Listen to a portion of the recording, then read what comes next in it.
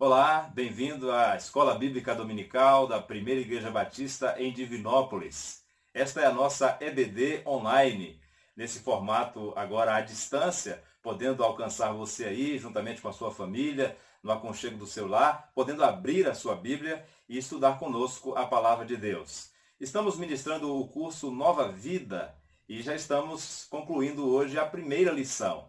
Nas duas primeiras aulas, nós vimos sobre o plano da salvação como um plano eterno e vimos também sobre o problema do pecado. E agora vamos concluir esta lição falando sobre a solução para o pecado.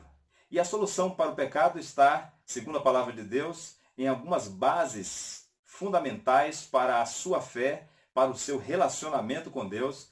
Eu quero então convidar você a acompanhar comigo na palavra de Deus, onde estão essas bases. Primeiro, abrindo a sua Bíblia em Romanos, capítulo 5, versículo de número 8.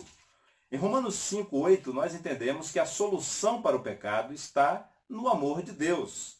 Diz assim a palavra de Deus: mas Deus prova o seu amor para conosco pelo fato de ter Cristo morrido por nós, sendo nós ainda pecadores. O amor de Deus que o motivou a tomar iniciativa para a nossa salvação, ele então providenciou a solução para o nosso pecado, nosso estado de rebeldia contra ele, o nosso estado de desobediência, de egoísmo. Então ele enviou o seu único filho, ou seja, ele mesmo, o Deus vivo e verdadeiro, assumiu a forma humana, encarnou-se para manifestar na história dos homens o seu amor. Deus prova o seu amor para conosco pelo fato de que Cristo morreu por nós quando nós éramos ainda pecadores. A partir daqui, você já pode compreender muito bem o que significa a graça de Deus. Porque você e eu éramos pecadores quando Deus, movido pelo seu amor, veio ao nosso encontro e nos trouxe a salvação. Salvação que pertence a Ele e que Ele nos oferece. Ele mesmo que nos criou, que nos manteve vivos até chegar esta oportunidade, esta chance de escapar da condenação eterna, que é a morte de Jesus na cruz do Calvário.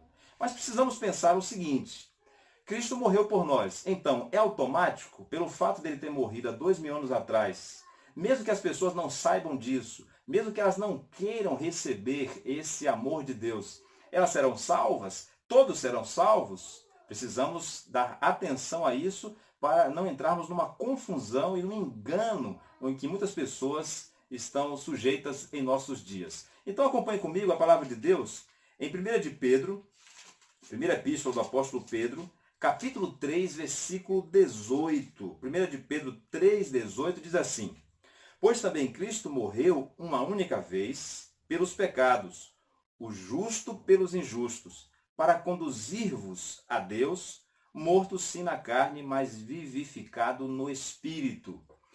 A morte de Cristo, segundo a palavra de Deus, é suficiente para nos perdoar os pecados.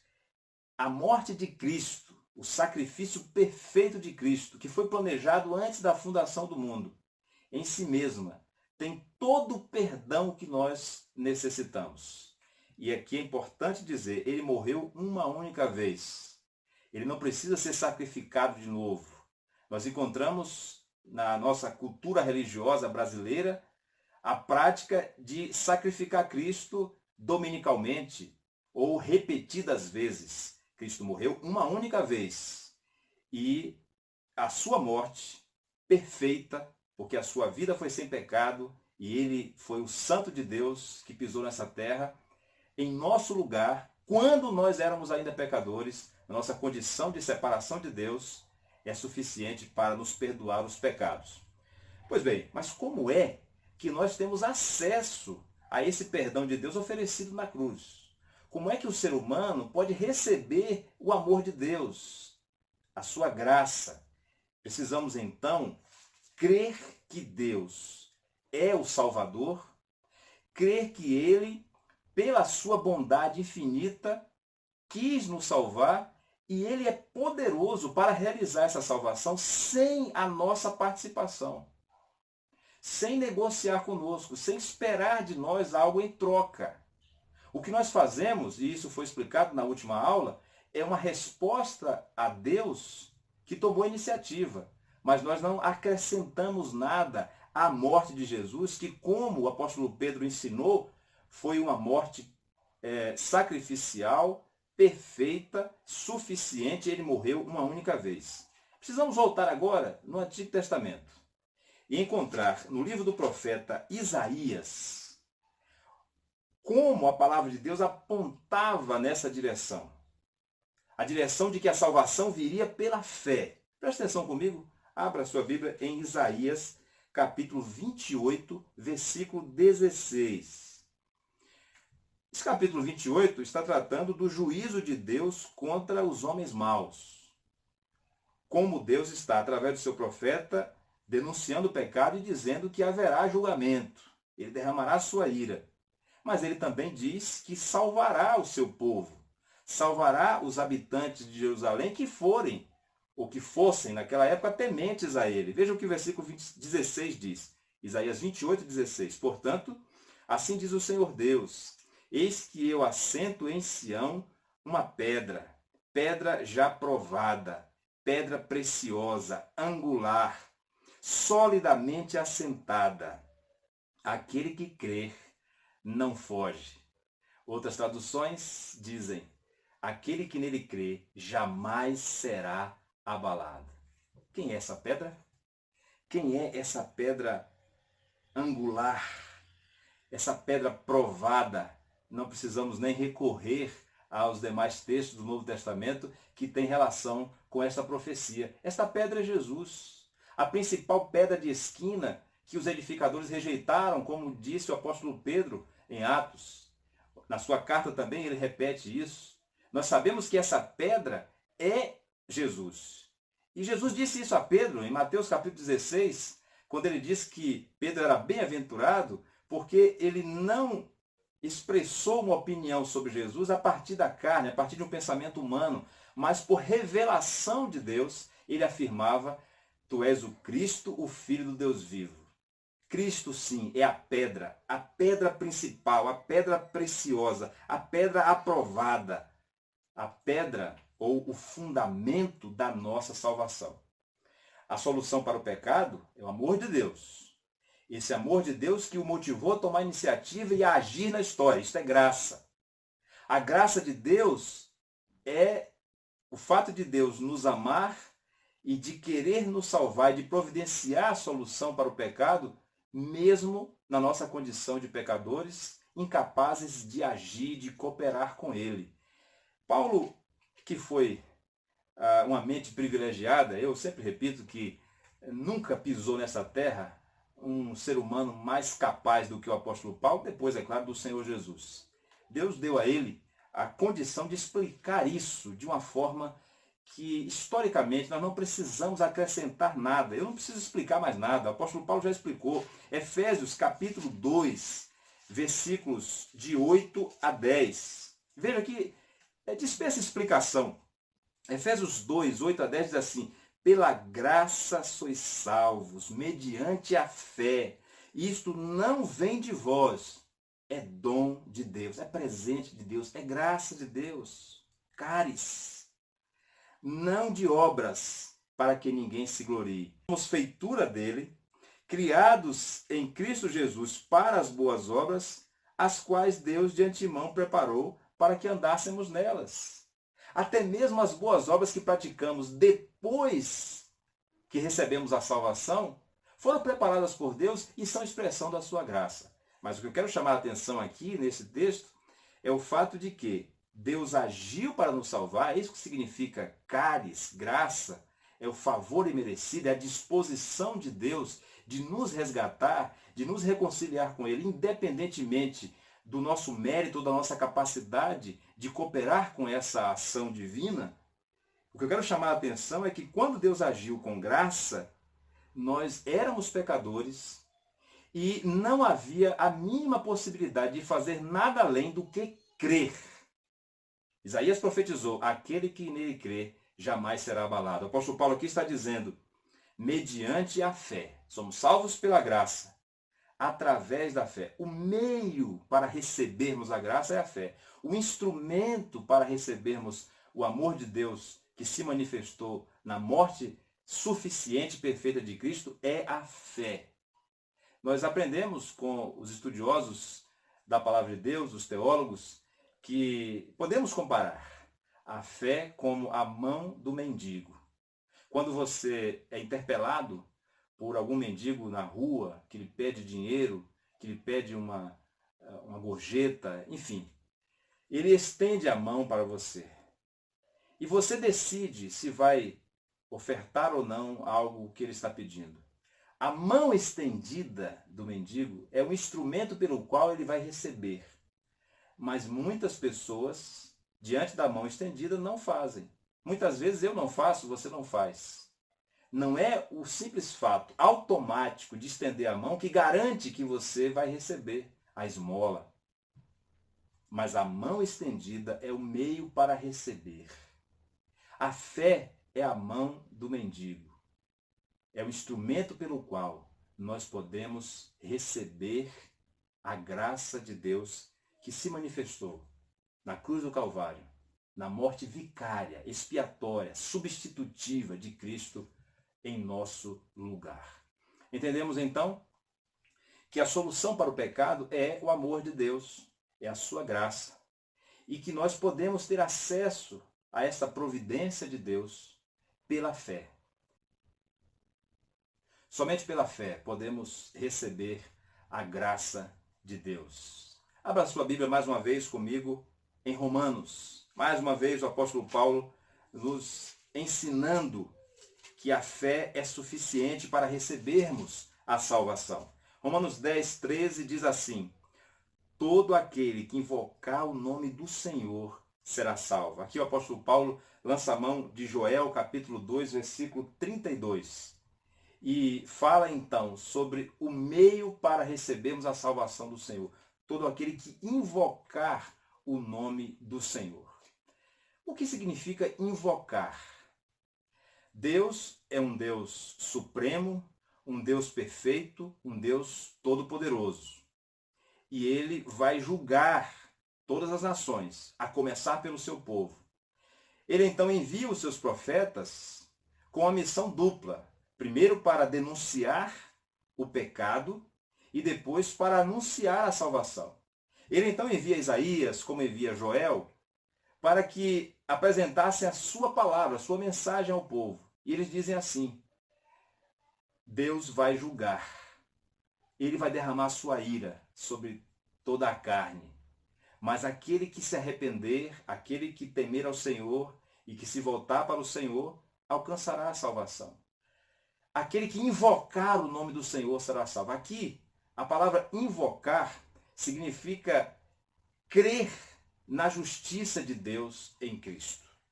Significa crer que o único livramento diante do anúncio daquele julgamento vindouro era invocar o nome do Senhor, ou seja, clamar para que o próprio Deus, que irá julgar, seja o mesmo que antes salve o seu povo, livre da condenação merecida pelo seu povo. Veja que invocar aqui é ao mesmo tempo clamar para que Deus tenha misericórdia, para que ele tenha graça, para que ele seja um Deus amoroso, mas já é em si o reconhecimento de que Deus é santo, de que ele é justo e de que ele vai condenar pelos próprios pecados aqueles que se rebelaram contra ele.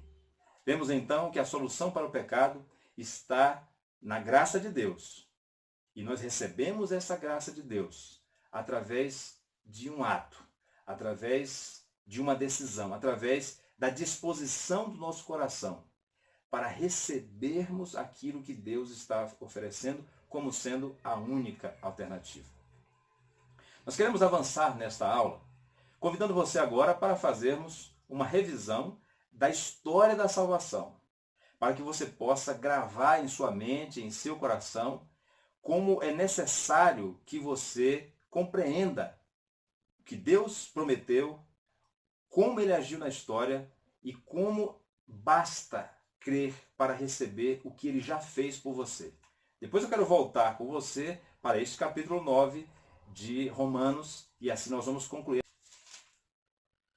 Mas antes eu quero voltar com você para lermos a palavra de Deus em Gênesis capítulo 3, versículo 15. E nós lemos esse texto que diz o seguinte: porém inimizade entre ti e a mulher, entre a tua descendência e o seu descendente, este te ferirá a cabeça e tu lhe ferirás o calcanhar. Aqui, por ocasião da queda, quando o homem se rebelou contra Deus, imediatamente Deus prometeu que iria salvar. E nós já vimos aqui nesta lição que Deus planejou isso eternamente e ele cumpriu na história. O outro texto é Gênesis ainda, capítulo 15, versículo 6. Veja o que diz a palavra de Deus. E creu no Senhor, e isso lhe foi imputado para a justiça. É a história de Abraão, que recebeu um chamado de Deus para deixar a sua terra, a sua parentela, e ir em direção à terra que Deus lhe mostraria, e faria dele o pai de multidões, o pai da nação de Israel, e da descendência dele viria o Messias, a salvação de todas as famílias da terra. A palavra de Deus diz que Abraão creu, e isto lhe foi imputado como justiça. Ele foi justificado pelo simples ato de crer, de confiar plenamente em Deus, de dedicar toda a sua vida, entregar-se totalmente a Deus, de depender absolutamente de Deus. Vejam que nós temos aqui uma história da salvação que é marcada pela promessa. E a fé nessa promessa foi se fortalecendo na história de Israel. Vimos em Isaías 28, 16, o texto que nós já lemos: aquele que nele crê jamais será abalado. Uma profecia sobre a pedra, o fundamento da salvação, já estabelecido por Deus antes da fundação do mundo e concretizado na história, na cruz de Cristo, no seu sacrifício. Agora nós voltamos para Romanos. Romanos capítulo 10, versículo 13, nós vimos o apóstolo Paulo citando o profeta Joel e dizendo que todo aquele que invocar o nome do Senhor será salvo. Você está vendo que na história da salvação, biblicamente, nós vemos esse princípio da promessa e da fé. Deus prometendo a salvação e providenciando para que o único ato necessário por parte do ser humano seja a fé. Como eu havia dito, agora vamos voltar para Romanos, no capítulo 10. Já lemos o versículo 13, agora eu quero convidar você para lermos juntos o versículo 9, que diz assim: se com a tua boca confessares Jesus como Senhor, e em teu coração creres que Deus o ressuscitou dentre os mortos, serás salvo. Nós vemos aqui o apóstolo Paulo, inspirado pelo Espírito Santo, nos ensinando que basta ao ser humano essa atitude de fé, que é composta aqui por duas ações. Primeiro, a ação de crer no coração que Deus ressuscitou a Jesus Cristo dentre os mortos. E essa é uma pergunta, você que me conhece sabe que eu sempre repito em qualquer situação. Porque eu creio que a vida do crente é determinada por essa pergunta. Você crê que Deus ressuscitou a Jesus Cristo dentre os mortos? Eu aplico inclusive isso ao casamento. Quando um casal está à beira do divórcio ou cogitando, fazendo esta fantasia do divórcio acontecer, eu lanço essa pergunta: você crê que Jesus ressuscitou dentre os mortos? A pessoa às vezes fica confusa sem saber qual é a minha intenção, mas eu já entro com a explicação dizendo: porque se você crê que Deus ressuscitou a Jesus Cristo dentre os mortos, como você não creria que ele pode ressuscitar o seu casamento?